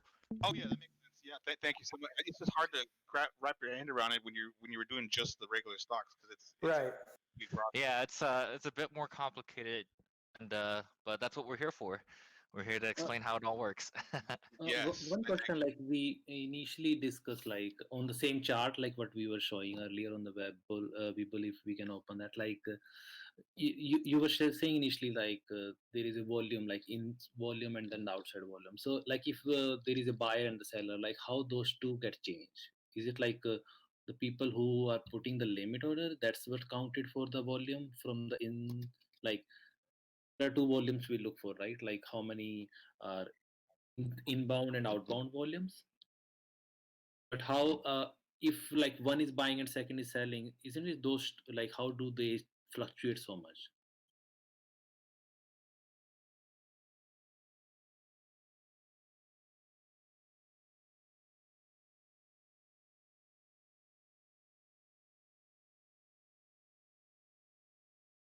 Wait, say that again. Thomas, are you there? Yeah, I'm here. Sorry, I was accidentally muted myself. So the bid and ask create the price, right? So if you are trading options on Apple, on anything popular like Apple or Facebook or Microsoft or Square or Netflix or Boeing, or Spy, any of those guys, you're always going to have someone wanting to buy your close to the money options. That's why you don't buy way out of the money. You buy $1 to $3 out and you trade it. Does that make sense? You don't you want to have really close to the money, but just far enough out where you're going to make a lot of money if it comes down to close to your strike price. But there's always going to be a buyer, there's always going to be a seller. But that's because we also tell you guys, don't be trading these same day expirations. 2 to 3 days to a week out. Only risky. Yeah. I do same day. It's because I hate myself. I just want to get it, Don't hate yourself. Don't be like Thomas. Yeah. So, but I also like the adrenaline, and it's not good. I need to seek help. But anyway, so it's as long as you're a few days out, you're going to be good. You're going to be fine. $1 to $3 out of the money for puts or calls, a few days out, up to a week, and scalp that puppy that day. You got it. And you have time to scalp it the next day too. You have time. Time's on your side until it's not. Don't let it get too close to the expiration date. Okay. Thank you. Yep. Go ahead. The screen you were sharing on the people, like how do we see the volume? Like I mean, it's not only for the options, like in general, like okay, yeah. We use the Webull too, so like how do we see where the volume is going in, like because the volume decides the bullish and the bearish moments, right? Like, right. Hold on. Well, the volume for the day, like for let's say for half an hour, you like initially when you started with Apple, you were showing like this half an hour, like how the volume is going up and down, like for every minute. Do we see that in the Webull as well? Yeah, let me pull it up. Hold on. I think I know what you're talking about. Here we go. All right, check this out. All right, so it's down here. See that? This is volume. And what the green and red represents here? Like, so green is inflow. Green is more buyers than sellers. Red is more sellers than buyers. So the more sellers or buyers means like they are putting the limit order. So there are more limit orders in the system for the sell, but there are no buyer available. So that's what like the red issue. So basically, price going down on red, price going up on green. Okay. Right. All right. So let's go over setting up your chart for scalping options. You guys ready? All right. So I do, you see my cursor? 15 minutes with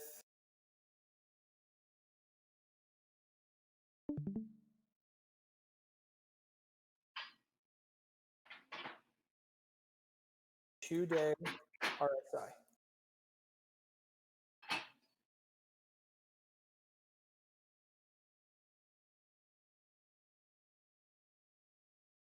Okay, 2-day RSI. All right, so RSI measures momentum. Okay, so RSI is down here. For relative strength index. Yep, Relative strength index. It measures momentum. Okay. So you see Apple right here on the 15-minute chart trading at a 99.94 RSI. That is that's oversold. Incredibly oversold. So so if you look right here, do you see on the side where it has 70 here and 30 here? Mhm.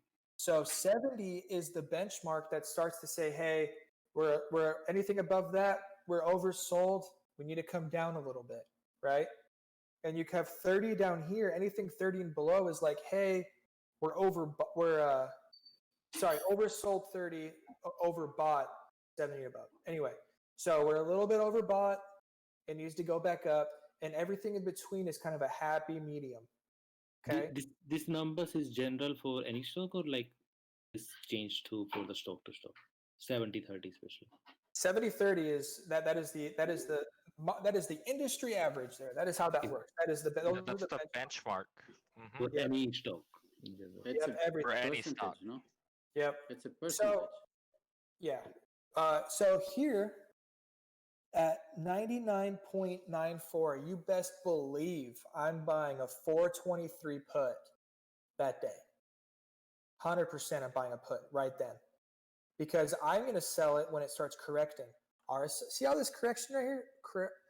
Too much selling, too much buying, too much selling, too much buying, too much selling, too much buying. It's a trend. See that? Every stock has this. Use this to your advantage. Watch the RSI. When it's up too high, buy a put. You're going to make money. Just let it come down. Be patient. That thing's coming down. But as soon as you're making money, you better sell, because if you check it out, as soon as it goes down, it's going straight back up. So you need to watch the RSI. 15-minute candles, RSI. That means that this indicator is a 15-minute indicator. Okay?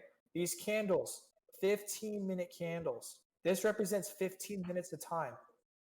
This represents 15 minutes of time. All right? So this represents 15 minutes of time. This whole thing is representing 15 minutes of time. This is 15 minutes over 2 days. This is a 2-day RSI. I do as close as you can. RSI 2 is the lowest you can go. So I'm going to buy a put, because I know in the next 15 minutes, this thing's going down. This thing's going to come down before it goes back up higher than it was before. Okay? Now, right here, watching this trend around right here, I'm buying a call, because the thing's going back up.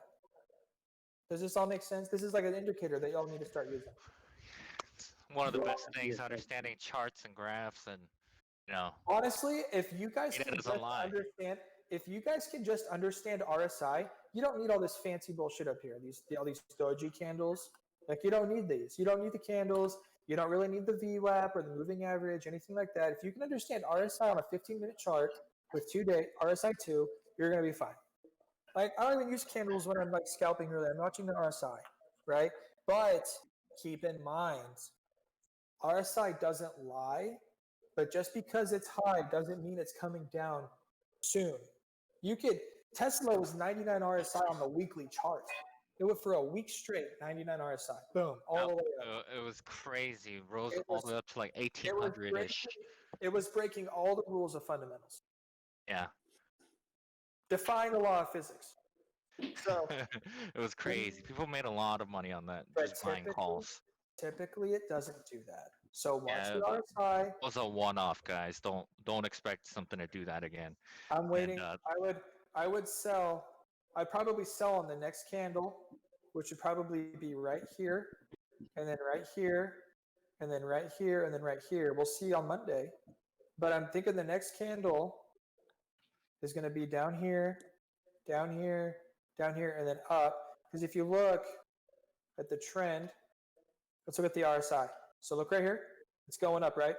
Up. The next red candle was coming down, right? Because right here was overbought. You guys see my blue dot over the RSI peak and then my cursor on the green candle? It's overbought, right? So there's some selling going on right here. And then some more to represent the next 15 minutes. But then but right here it's too oversold. It's oversold. It needs to go up. So here we go. Goes back up. See the peak? And it's going back down. Oh, there's another peak. Another peak. Oh, but time to go back down for correction. It's called correction. This is how stocks. This is the cycle of life. This is the flow. You know, it's how things work. It's the way of life. Hey, Okay? can I ask a question? Yeah. So just because I like to. I'm sorry. I'm having a hard time hearing you. Say that again, Ricardo.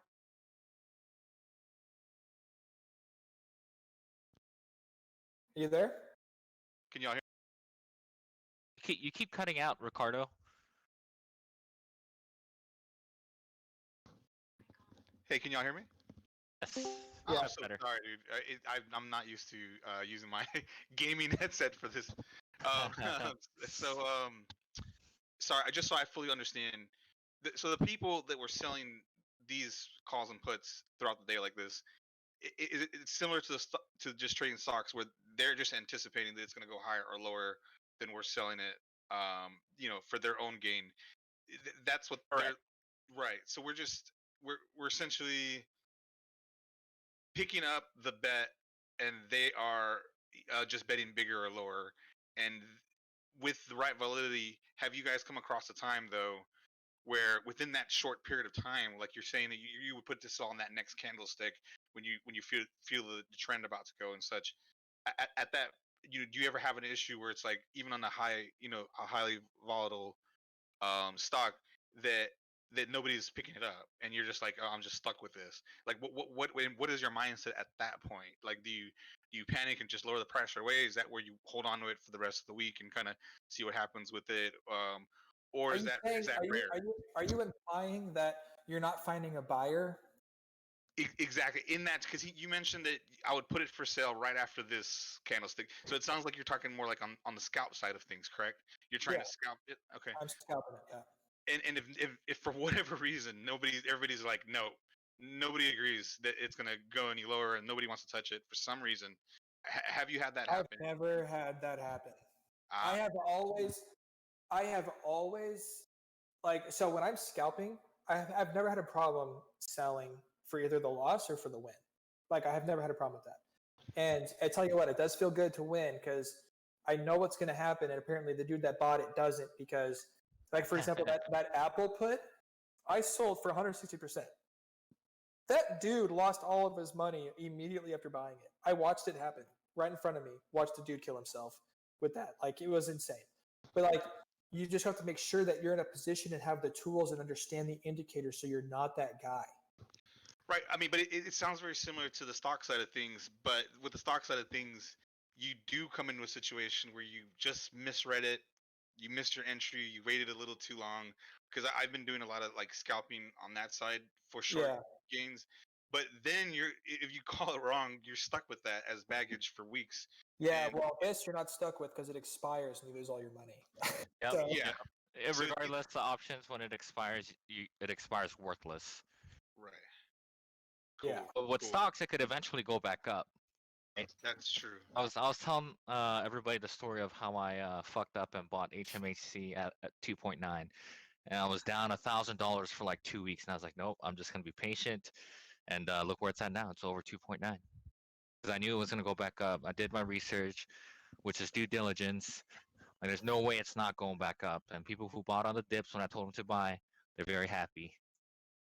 And with the options side of things, well, I mean, you're more at risk there, but you're saying that in a highly volatile situation, you're more than likely going to find somebody to buy, whether for a short gain or short loss or something. Something's going to make an offer. It's going to be there. It's going to be there. Cool. And if we are not getting the buyer, like we can reduce the limit price and reduce our chances of reduce our win or increase the loss. You do have the situation where the spread between the bid and the ask is too high. But if the bid price is like this crazy spread, let's say I bought a call and that my asking price is $9, but the bid price is $8. I'm gonna throw it out there and do like an $8.50 because someone's going to bite. The bid and ask doesn't represent everything. And people are also trying to see if other people bite. You know what I mean? It's this crazy dog eat dog situation when you're trying to sell and buy options. So you can put a mid price. So I'm going to put the mid price every time, because if I buy the mid price, that means that I'm the last price purchased, and then people are going to be bidding higher than that if they really want it, right? I'm not going to try to fight for the $8 at the minimum with like 30 other people. I'm going to see if I can go over their head and pay a little bit more to see what I can do with that. Okay. But I'm not going to do max price. And one more, like the basic question. So do you guys recommend doing the options with the like name stocks, or like let's say Apple, Microsoft, or the name stocks, or in general, like which are not that big companies? Do you recommend using the options on that as well? The options on what? I'm sorry, I didn't hear your full question. Like what do you recommend when we are doing the options? Like, do we keep with the name stocks, like the, let's say Apple, I mean Microsoft? Okay, so I'm going to tell you guys right now. I want you guys to go find a couple of stocks that like to move, and I want you to watch them. Like, you don't have to go trade everything. I only trade options on FANG, Facebook, Apple, Netflix. Not Google as much. But I also do SPY and Boeing. But the main two, if I'm putting out call outs for SPY or Boeing, think about entering, because I'm pretty good at those now, because all I do is watch them. I just watch them and watch them and watch them, and I watch them move. I study their charts. Like, I'm telling you, like, that's my second girlfriend. Like, I just watch Boeing and I watch SPY all day long. That's what I do. And so I know them really well. I'm not going to lie to you. That play on Apple yesterday was the first time ever playing Apple. So, but I understand charts. I understand what's going on. So that's why I did. That's why I did what I did. So, but anyway, I bet you like RSI, 15-minute chart, RSI 2. That's what you need, and then go pull up a chart later today and look at it yourself and watch the correlation between the candles and the RSI and all of that. And then when the RSI is lower, typically the candle is going to be red, but then on the way back up, it's going to be green. And then you're starting to see it starts to click like, oh shit, like I kind of know what to watch for now. And then enter and watch after watching RSI, and it gets down to like 30 RSI. Go ahead and try buying that call, and let's ride it back up. You know, let's see what happens. I mean, theoretically looking at this RSI, like we can play, let's say Apple, like 5 times in a day, like whenever it goes below, and then sell it. I mean, is that what you're suggesting? Like, if you look for this, look at the whenever it's going below 30, buy the call and sell the call as soon as it is in the center, and when it is above 70, buy the put, and then again sell it when it is 50. Kind of. No, I'll let Apple get to 90 RSI if I buy a call. I'll let it go all the way up to 90 something. I won't buy a put until it hits 99 RSI. Yeah, I mean, like when it is very high, then buy the put, and then when it's gonna go like around 10 or something, then buy the call, something like this. Yeah, I'm not buying a put until Apple hits 99 RSI. 94 to 99. Same on SPY. So, but that's how you set up your charts. This is how I want all of you to set up your charts. I don't want any of you getting into an option until you pick a stock that you're going to watch. You're going to watch that stock. You're going to watch the RSI. You're going to do all that stuff, and you're just going to watch. And I want you to religiously pick a stock. What's your favorite company? Let's go after it. Like, oh, I love Netflix. Okay, let's go to Netflix. Let's watch Netflix. Let's watch the RSI. Let's watch the candles. And then when you feel confident, go in and buy that put or go in and buy that call. Go for it. You're not using the RSI in conjunction with the MACD at all for options? I'm using the moving averages, because the lowest moving average you can use is 5 days. So right now the 5-day moving average on Apple is 421.17. Apple's currently trading at 425.67. It's oversold. I'll use that moving day average as the support. I'll say, okay, so the lowest I think this is going to go is 421.17, so I'm going to sell it at 423. You know what I mean? Like, you got to pick in between point, and you have to be safe. You have to be okay with taking that 30% gain instead of looking for the 100% gain. But sometimes we get lucky, and the 100% gain comes faster, then we can click sell on the 30% gain, right?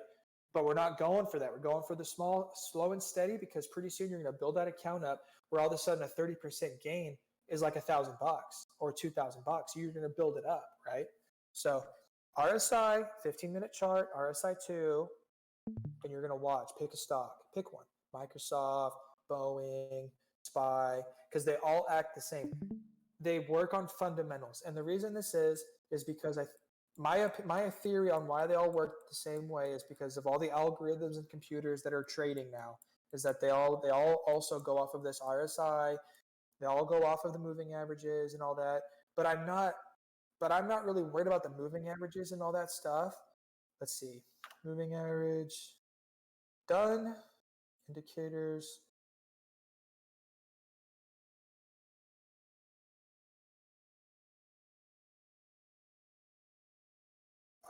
Sorry, I just got a message. But anyway, that's what you're looking for. RSI, you're looking for all that stuff. All right, hey Jay, do you mind taking over? I've got a phone call coming in. Sure. Jay? Okay, Yeah. I'll be back. All right. A quick question, Jay. What is VWAP?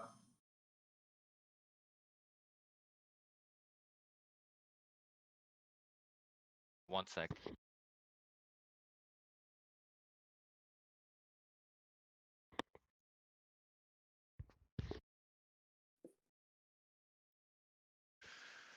So basically, like, it's the volume weighted average price, right? That's what it stands for, and it's a benchmark used by a lot of traders that gives an average price that like the particular stock has traded at throughout the day. And so, like, counting all the highs and lows together and throughout the day, and based on volume, that's the average price. And so what you see on Thomas's screen right here, for Apple, VWAP is the golden line. That's the average. And then all of a sudden it shot up all the way to like 425. And that was just based on, like, the PR and news that they dropped, right? They crushed their earnings, announced the 1-4 stock split, etc. So right there it says VWAP 14. Is that 14 days? So the weighted average for the past 14 days? Hey, can you say that again? Sorry. It's correct. And you can like adjust it on Webull too. There's like so much customization that you could do. It doesn't, like for RSI, for example, it doesn't have to be for 2 days. I like to have mine set at 2 and 14 and just compare compare both.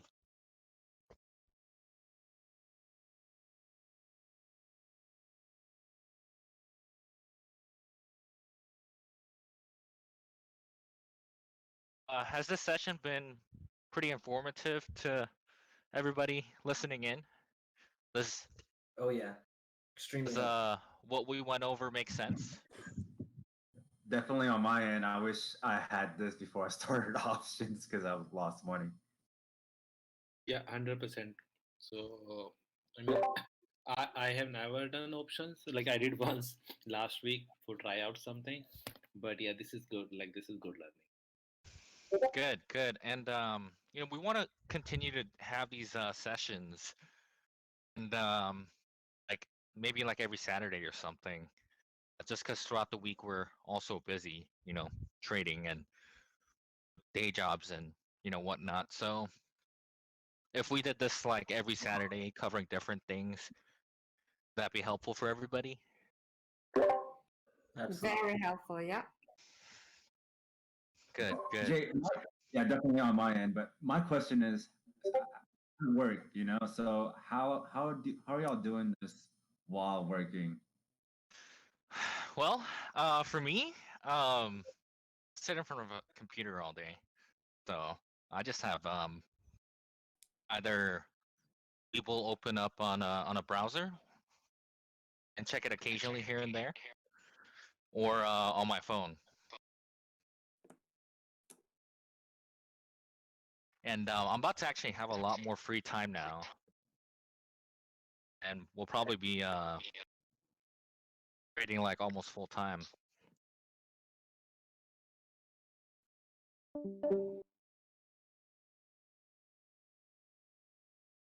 Yeah. Let me see. I think this was a pretty informative session. If you guys have any suggestions for like next weekends, you know, session, feel free to make some suggestions, and we'll definitely take a look. I know this was a lot of information. We want to give you some time to soak it all up and ask questions if you guys have time to, throughout the week. And then we want to keep it like around like an hour or so, that way we don't eat up everyone's time as well as ours for the weekend. As weekends for relaxing and hanging out with family, friends, whatever, right? Taking care of adult responsibilities. So, but at the end of the day, we care about you guys, and success is our success. So, we want to make this like a regular thing, whether it's every weekend or every other weekend, until we run out of things to cover. Do you hear me, guys? Yeah. Does Thomas actually announce his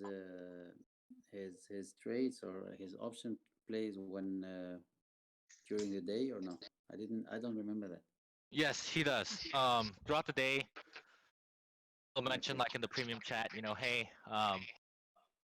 Spy, I'm opening a position for a call for this.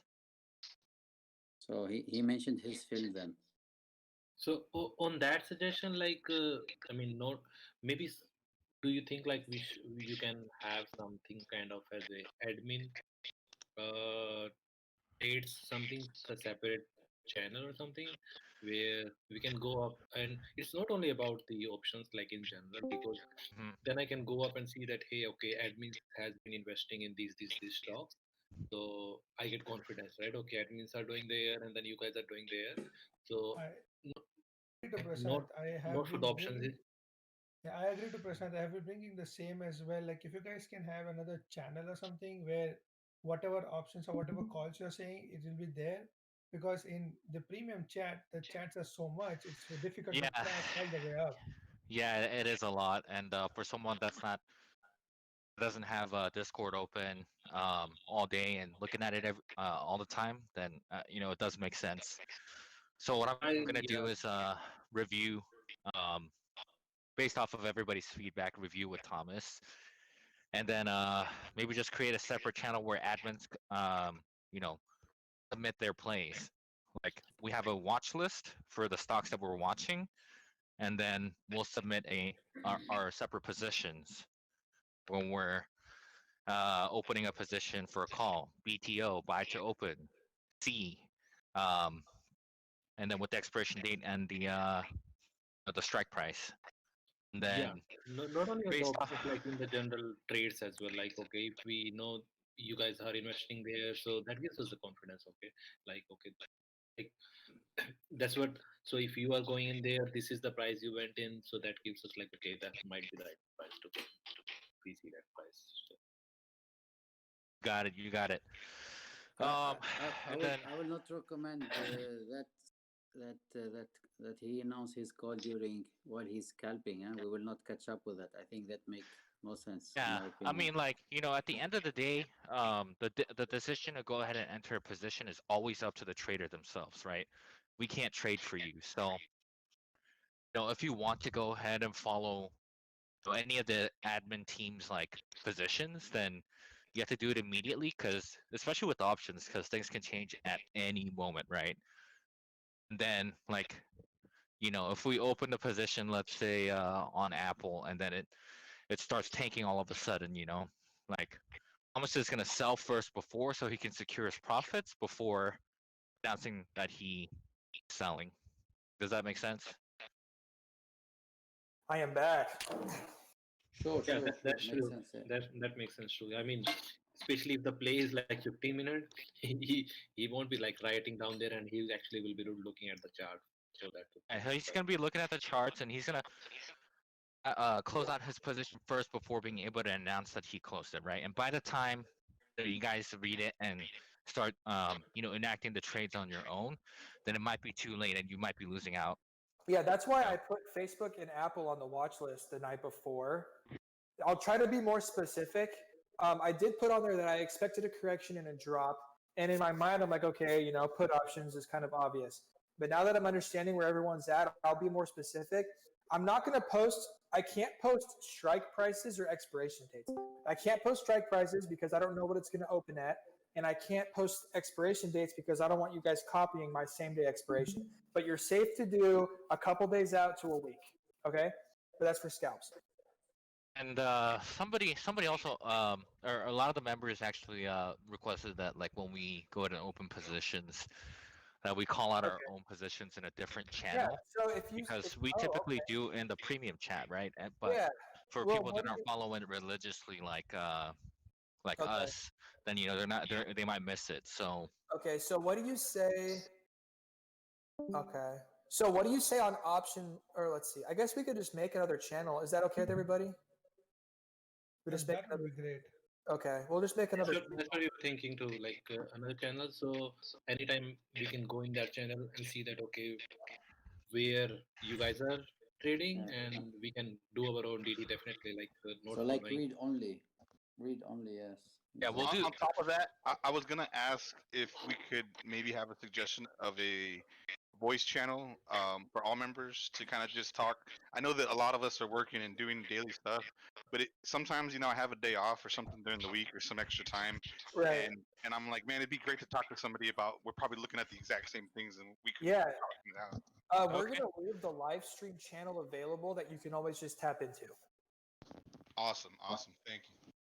Yeah, so I didn't know, like, exactly, how people, how everybody was feeling in regards to the voice chat. So I just kind of kept it like text channel only, just because everyone has their own things to do throughout the day, right? I don't know everybody's lives, so we can keep the live stream for people who want to go ahead and chat throughout the day, and I guess I can stay in it and talk to people if I need to. Same with Thomas and the rest of the admin team. We'll go ahead and create a separate channel for admin team callouts and the positions that we open and close, and make it read only. I also don't want to sound like unappreciative, because the effort that you guys put in, and Jay, I know you're putting in countless hours at night in researching. I don't feel obligated or anything to go in there and lead me by the hand or anything. But if a fellow member has free time and we're like looking at the same stock, I just think that it could be a benefit that we could like talk each other through it. You know what I mean? No, I mean, like, we're always open to suggestions, right? And like I said, you need 3 uneducated traders talking each other into buying soda at 60. Yeah, I mean, like, we'll keep the voice channel open so people could just talk to each other or whatever, right? And I guess I can always be in the voice chat to maybe assist I'll Thomas keep the too. music bumping during pre-market from 4 a.m. to 6 a.m. K-pop and EDM all night long.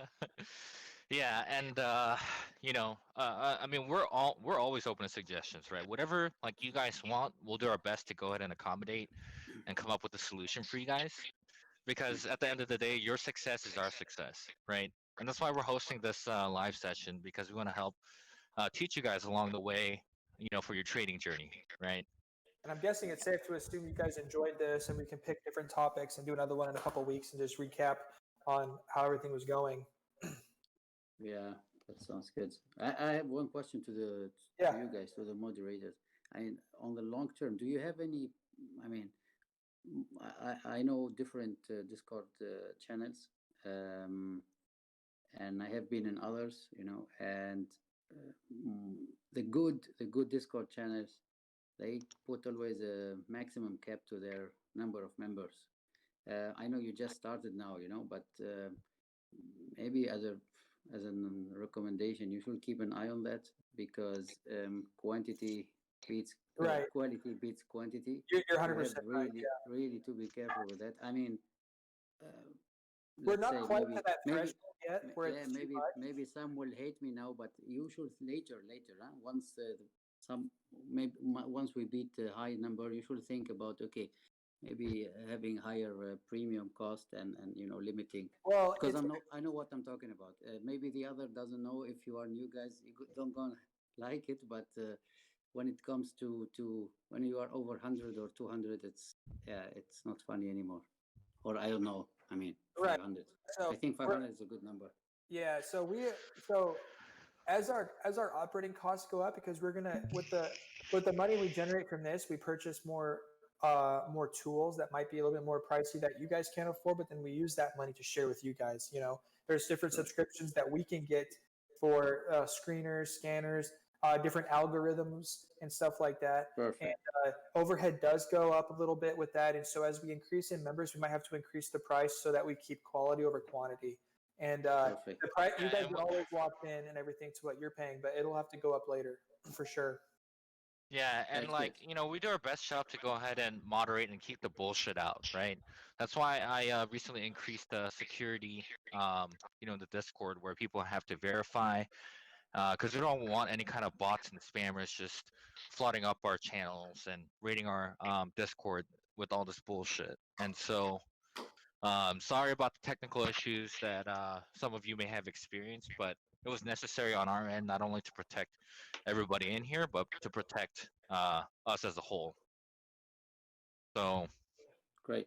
And one more thing, do we have account on the for the as your company account, kind of on the StockWitch or something? Because I see people with a good following there, which eventually you may get, right? Like all the members here are gonna follow there as well.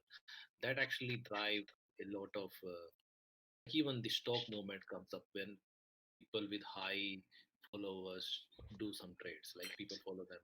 So do you already have something which we should follow, because I see some other. Are you talking about like a Facebook page or? No, like on the StockWitch,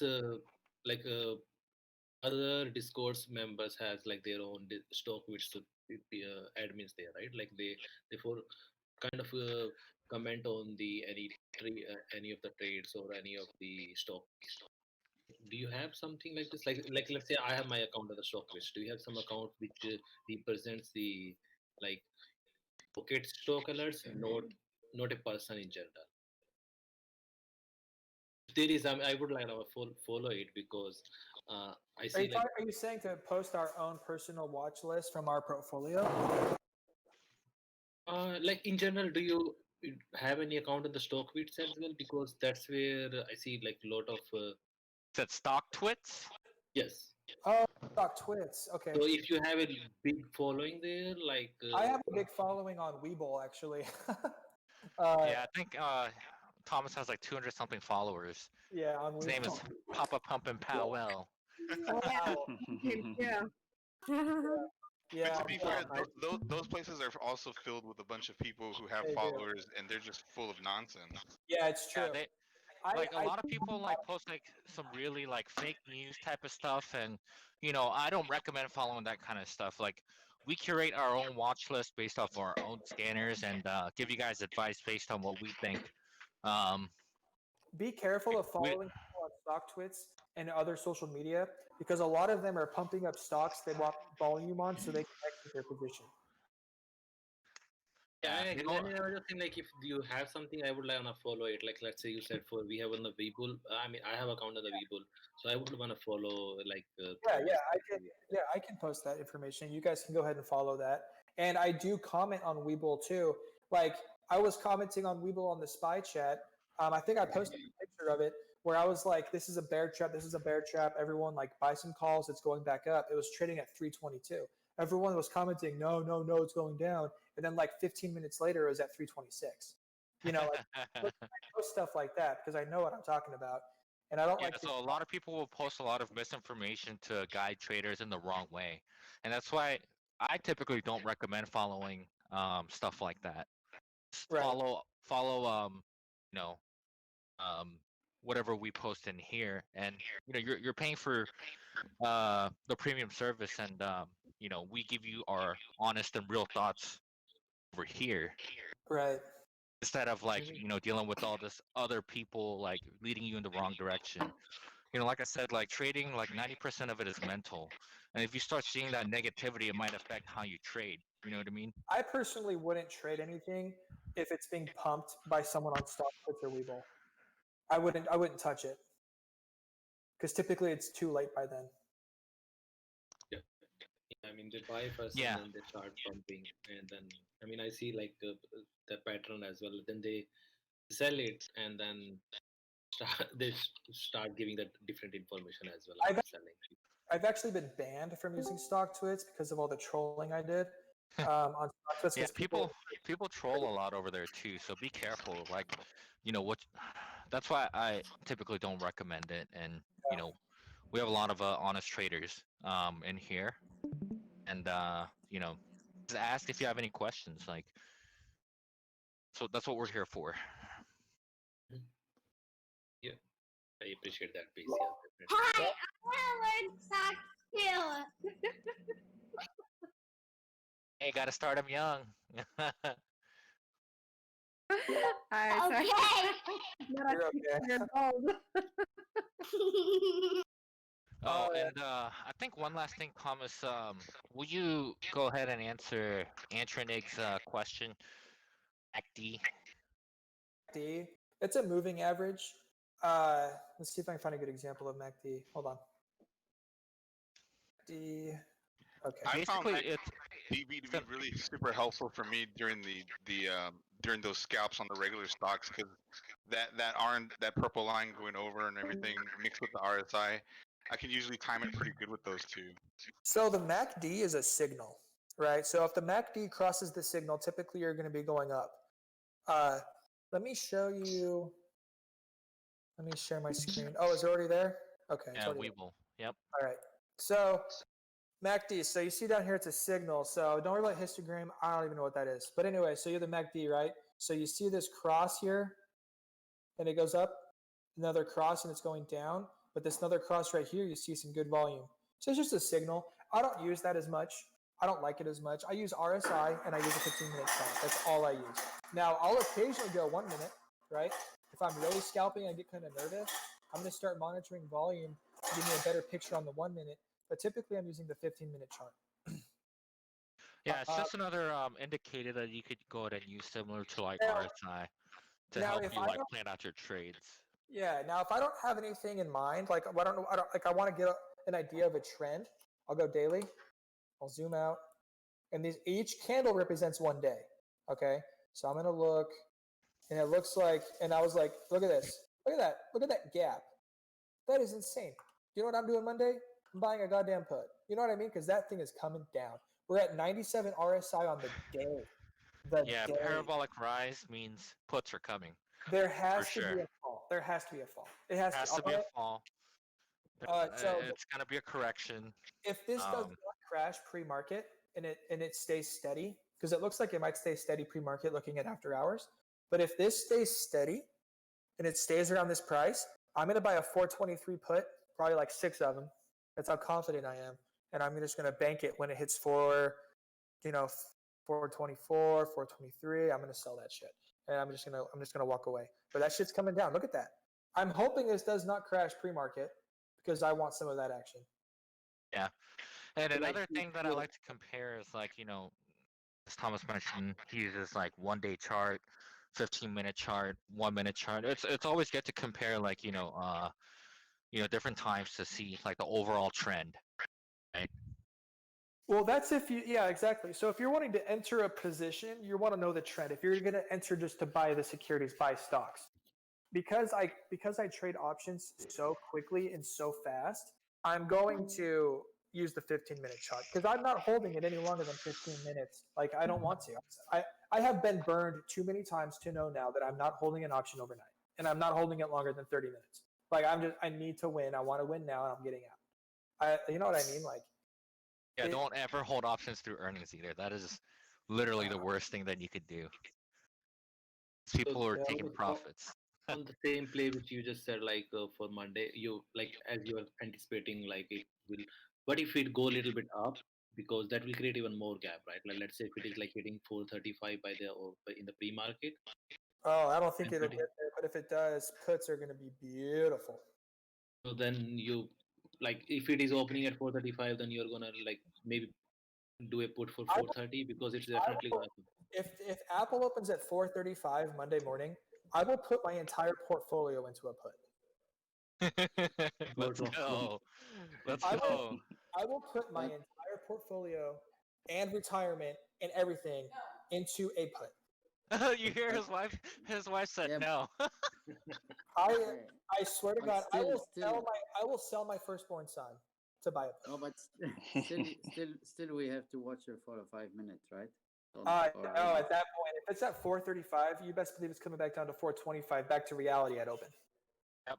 Okay. So that's what we always say. Just Because watch, here's the thing. watch what You it will buy does. like around 9:40, like give it few minutes to settle down, and then you will look. You And hear then- Javier, he's always saying pre-market ain't loyal, aftermarket ain't loyal, or after hours ain't loyal. It's true. A lot of traders don't trade those times. So the things we see after hours or pre-market don't necessarily predict what we're going to see later. And I know that. And as soon as, okay, if I'm holding Apple at 400 and I have a couple thousand shares and it hits 435, I am going to be selling that so fast and buying the dip because I know it's going down. It is the law of the land.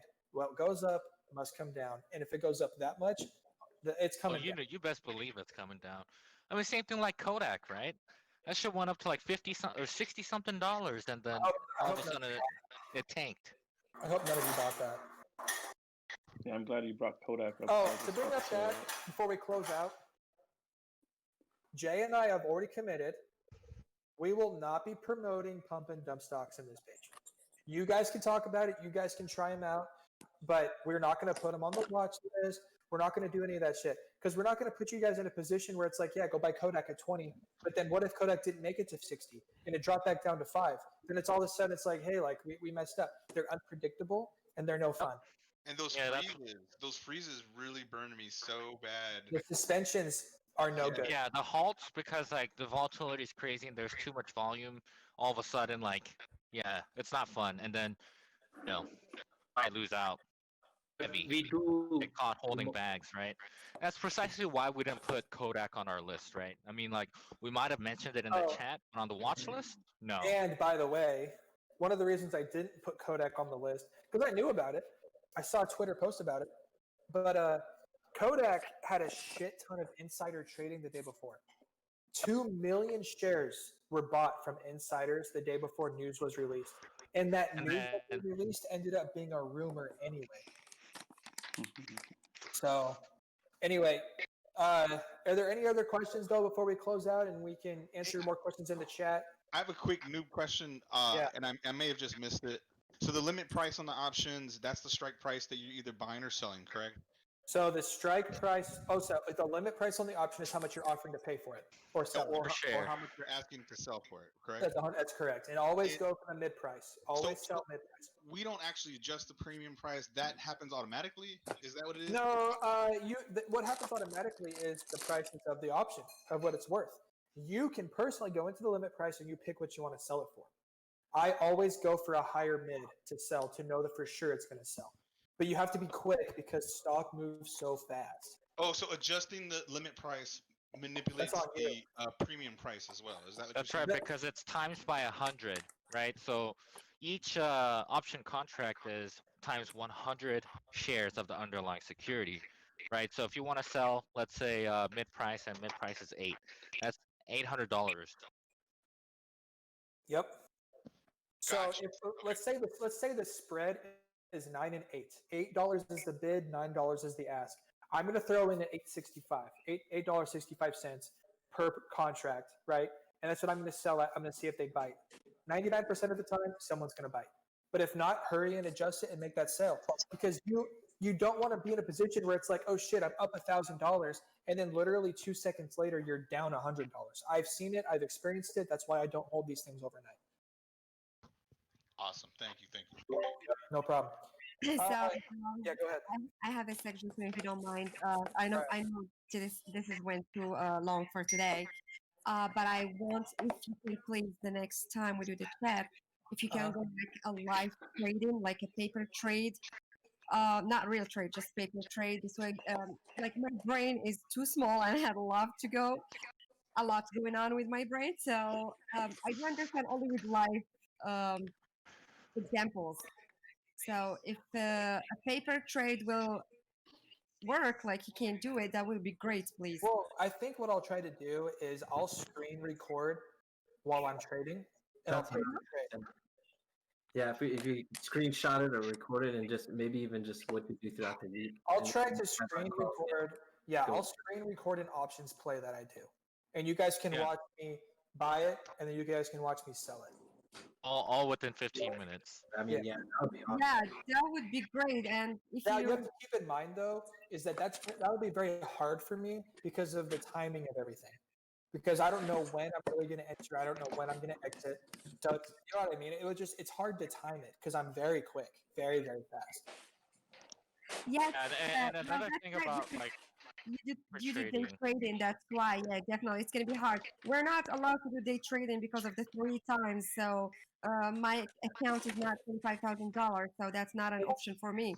Right. But like the paper trading, since it's just it's not real. It's just paper trading. Might explain a little more better things. Well, you can't paper trade options. Yeah, you can't paper trade options, and paper trading is only available during market time only. So just because all the prices, volume, and everything is reflective of the real market. Oh, I see. What's the paper trading then for? Just Paper buying trading is just stocks? normal stocks. Yeah. Oh, I see. Yeah. Okay. All right. Well, thank you. Helps you get used to the Webull platform, and then like If you're new to options, go to Ford, go to GE, go to just look at those. I'm very new. I've never done it Yeah, before. so go to Ford, super go to cheap GE, ones. go buy like a $5 call and just watch it. Okay. It'll say 5 cents, which is $5. Buy it, get the money, and just watch it. And when you're making money, sell it and be like, oh, okay, that's how that works. You know what I mean? Buy it for like a week out. So buy a Ford. So Monday, go buy a Ford. Ford. Okay. Ford call. Go buy a Ford call. That's like $1 out of the money. Okay. And just hold it and hold it for the week and just watch it. The max you're going to lose is $5-6. That's okay, but you get to watch it. You get to see what it does when prices go up. You get to see what happens when prices go down, and that's what I recommend for sure. That makes a lot of sense. That's right. Thank you so much. So you can kind of paper trade really, really cheap with $5. You know what I mean? And in best case scenario, you make some money. You know? Yeah. Exactly. Whether it's like $5, $10 you make, profit is profit, right? And the cheap securities allow you to play with options that are like so much cheaper, and at max losing like $10-15 at most. Yeah, well, that's great. Yeah, it's sandwich. So yeah, I'll be doing that on Monday, and I'll let you know about my experience. Everyone here, in the meantime, go pick a big stock. I Boeing, SPY. Don't mess with QQQ. It doesn't move around enough. But Boeing, SPY, Facebook, Apple, Netflix, Square. Google. No, not Google. They don't move enough either. So those guys. Oh, Roku is another good one. Oh, Roku's another good one. So go find them. Go look at those, and then just pick one that you like, and then just watch it. Just watch it, study and the watch it. charts. Just Look at the RSI. Look at Yep. everything we taught you guys today, and just imagine some of your trades. Yeah, exactly. Then practice them on like the cheap calls and cheap puts.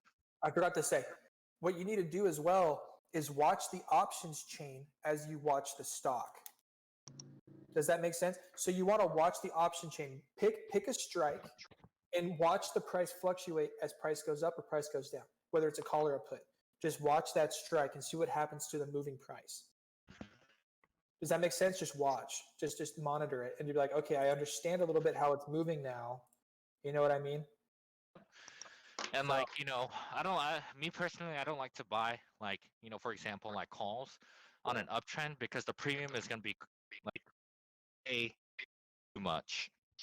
Yeah, but anyway, we need to wrap this up. But you can post more questions in the premium chat, and we'll get to them.